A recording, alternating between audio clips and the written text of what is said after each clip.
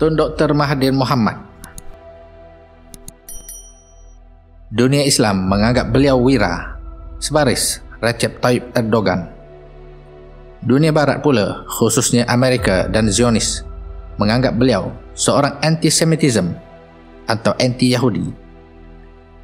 Media luar menganggap beliau seorang negarawan yang paling tua dan masih kekal aktif sepanjang sejarah. Namun, bagi sebahagian besar rakyat Malaysia yang sudah mengenali beliau, harumnya nama Mahathir itu cumalah di luar negara. Ini kerana di Malaysia, beliau tidak ubah seperti seorang politikus tua yang tidak pernah serik untuk bermain politik. Ini terbukti ketika Tunku Abdul Rahman menjadi Perdana Menteri. Beliau adalah pengkritik yang paling keras. Tak pernah saya terima surat lagu ni. Tak pernah berlaku lama pun. Orang muda macam dia ni. Dia dah melampau. Ya. Tunggu. Tunggu. Ketika beliau sendiri menjadi Perdana Menteri, beliau telah menyingkirkan sekurang-kurangnya 4 tokoh yang dianggap pesaing ketat untuk menjadi Perdana Menteri. Tun Ghaffar Baba, Tun Musa Hitam, Tengku Razali Hamzah dan Anwar Ibrahim.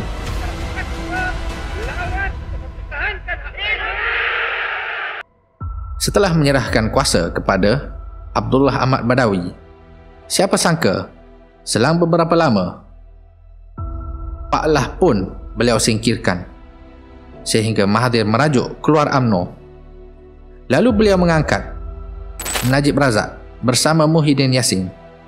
Kedua-duanya adalah orang beliau. Setelah itu kita semua tahu sejak 2005 hinggalah ke hari ini, di atas alasan melawan kerajaan kleptokrasi, Najib Razak yang beliau angkat sendiri kini menjadi musuh nombor 1 beliau. Saya bercita-cita nak jadi Perdana Menteri sekali lagi. Dan terbaru, Mahathir Mohamad pula menentang Tan Sri Muhyiddin Yassin, yang mana menjadi persoalan dan sebuah keanehan apabila Muhyiddin Yassin merupakan orang yang beliau sendiri akan sokong jika menjadi Perdana Menteri ke-8. Muhyiddin might become a candidate. If everybody chooses him, I'm okay. Jika kita meneliti sejarah politik Dr. Mahathir Mohamad, tidak dinafikan bahawa beliau seorang politikus yang sangat berminat dengan Islam dan pergerakan Islam. Beliau sendiri bukan berideologi Islam tetapi seorang nasionalis. Ini terbukti dalam dasar penerapan nilai-nilai Islam dalam pentadbiran, yang merupakan dasar yang diperkenalkan oleh kerajaan Malaysia yang dipimpin olehnya pada tahun 1985. Dasar ini seiring dengan kemasukan seorang pemimpin muda dari rahim gerakan Islam ABIM, iaitu Anwar Ibrahim. Maka serentak dengan perlantikan Mahathir sebagai Perdana Menteri pada tahun 1981, Mahathir melirik ke Anwar Ibrahim yang meninggalkan PAS dan rakan-rakannya untuk menyertai UMNO pada 1982. Tapi Lan, keadaan berubah. Kenapa? Kerana kita ada kerajaan Barisan Nasional yang memikir dan membela nasib rakyat. Kalau ada kerajaan begini, pasal apa kita tak boleh bagi sokongan yang cukup kuat? Pasal apa kita nak dengar kelata pemanggang? Hasilnya, Universiti Islam Antarabangsa, Bank Islam, Syarikat Insurans Islam dan pengukuhan bahagian hal ehwal Islam dalam Jabatan Perdana Menteri adalah karya bersama gabungan Mahathir dan Anwar. Serentak dengan maraknya perkembangan kerjaya politik Anwar Ibrahim, gerakan Islam seperti ABIM dan Jemaah Islah Malaysia (JIM) muncul sebagai NGO yang mendukung dasar-dasar Islam pentadbiran Mahathir dan Anwar. Maka muncullah istilah mengabimkan UMNO dan Wawasan Negara Islam 2020 oleh Jemaah Islah Malaysia adalah contoh masa lalu mengenai betapa akrabnya hubungan Mahathir dan gerakan Islam pada waktu itu. Sehinggalah pada 1998, Anwar Ibrahim timbalan Perdana Menteri yang membawa agenda Islam dipecat.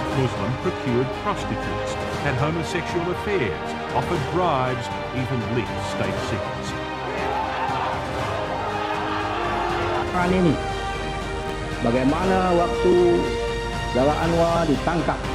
Hubungan mesra antara Mahathir dan gerakan Islam bertukar menjadi hubungan yang kritis sehingga terjadinya pemenjaraan. Itu dihadapi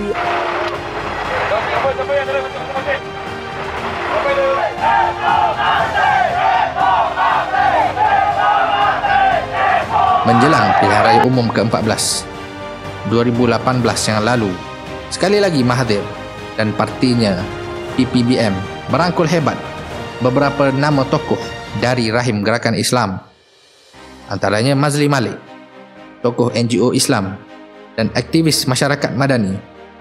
Diberikan laluan mudah untuk menguatkan parti Mahathir yang sebenarnya adalah parti berideologi Melayu, tidak ubah seperti UMNO dan sebagainya.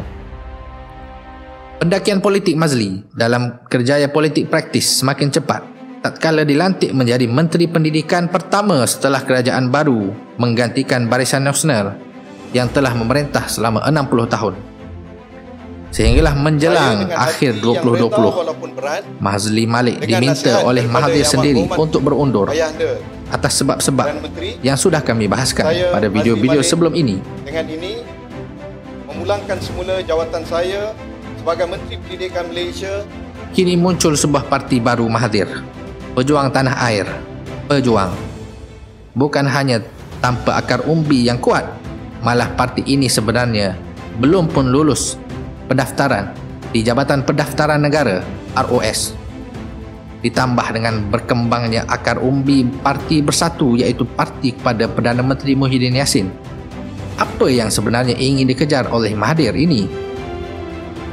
Ada yang menganggap Mahathir pada asalnya menyokong Muhyiddin, tetapi kerana melihat kepada perkembangan semasa, iaitu jatuhnya populariti Muhyiddin, maka beliau pun mengambil langkah menyelamatkan dirinya dan mengasaskan parti lain agar tidak sama-sama mendapat tempias amukan rakyat kepada Muhyiddin Yassin yang dilihat gagal mentadbir dengan baik. Apapun, Pejuang kini menggunakan modus operandi yang sama, iaitu menarik ramai aktivis gerakan Islam dan dakwah, antaranya Ketua Wanita Datin Paduka Cik Asmah Ibrahim, bekas pengurusi Yayasan Kebajikan ketika zaman Pakatan Harapan, dan bekas naib presiden sebuah NGO Islam. Selain beliau adalah Ustaz Abu Hafiz Salahuddin, ulama muda yang dikenal pasti anak murid kepada Mufti Perlis Sahibus Samahah Dr. Mazhar. Apakah kesudahan kepada Parti Pejuang dan Mahathir itu sendiri? Adakah beliau akan sekali lagi menjadi Perdana Menteri buat kali ketiga? Dan apakah nasib yang akan menimpa para aktivis dakwah dan gerakan Islam yang menyertai Mahathir dalam Parti Pejuang ini? Apakah nasib mereka akan sama dengan Anwar Ibrahim, Abim dan Mazli Malik, iaitu mereka meninggalkan Mahathir dan menjauhi daripada percaturan politiknya itu? Hanya Allah yang tahu, dan hanya malaikat pencabut nyawa yang akan menghalang kemarahan Mahathir.